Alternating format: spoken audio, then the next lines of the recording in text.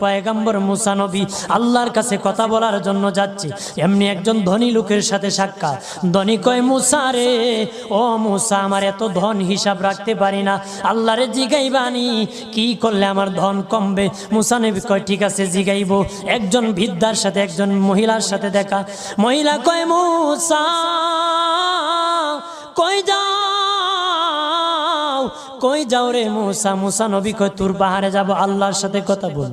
মুসা রে, আল্লাহরে জিগাইবানি, আমি গরিব মানুষ, আমি ভালো কিছু কিনতে পারি না, ছেলে মেয়েকে ভালো কিছু খাওয়াইতে পারি না, ভাঙ্গা ঘর, এত গরিব, ভালো করে ঘর বানাইতে পারি না, আল্লাহরে জিগাইবানি কি করলে আমার উন্নতি হবে, ধনী হব, টাকা পয়সা হবে, আল্লাহরে জিগাইবানি।